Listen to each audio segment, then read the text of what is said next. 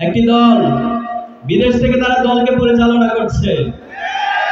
আমরা বলতে চাই, এই বাংলাদেশের জমিনে বিদেশে বসে বসে কোন দল, কোন রাষ্ট্র পরিচালনার স্বপ্ন কেউ দেখবেন না।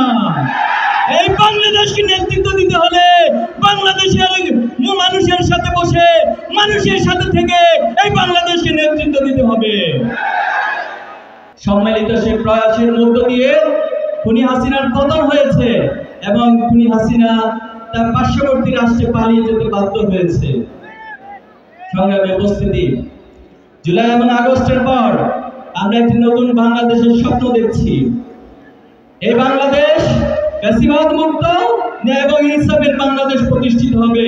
সেই স্বপ্ন, সেই অগ্রযাত্রা নিয়ে যখন আমরা সামনে এগিয়ে যাচ্ছি, আমরা দেখতে পাচ্ছি নব্য একটি ফ্যাসিবাদের মতবাদ নিয়ে আবার বাংলাদেশের উন্নয়নকে, বাংলাদেশের ন্যায় ইনসাফকে বাধাগ্রস্ত করার চেষ্টা করছে। একটি দল বিদেশ থেকে তারা দলকে পরিচালনা করছে।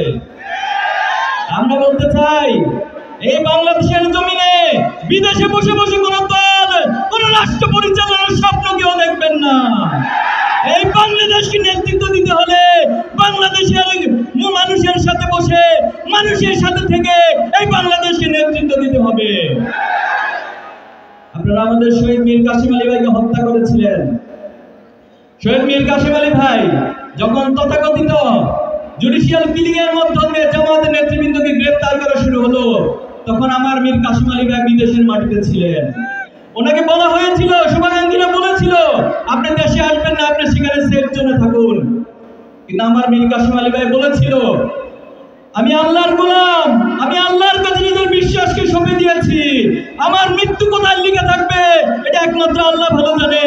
আমার মৃত্যু যদি বাংলাদেশে লিখা থাকে, কোন মানুষের সমর্থনে আমাকে বিদেশে আটকিয়ে রাখবে। তিনি দেশে এসেছিলেন, তথাকথিত ট্রাইব্যুনালের মাধ্যমে নির্মমভাবে ওনাকে হত্যা করা হয়েছে, জুডিশিয়াল কিলিং করা হয়েছে। এবং সেই সময় তিনি ফাঁসির মঞ্চে দাঁড়িয়ে চিহ্ন দেখিয়ে গিয়েছেন, বিজয়ের চিহ্ন দেখিয়ে গিয়েছেন এই প্রজন্মকে। আমরা আমাদের কোরআনের পাখি আল্লামা সাঈদীকে হারিয়েছি, জামাতের নেতৃবৃন্দকে হারিয়েছি, বাংলাদেশের আলেম ওলামাদেরকে হারিয়েছি। আমরা এই হারানোর মধ্য দিয়ে আমাদের শোককে শক্তিতে পরিণত করেছিলাম।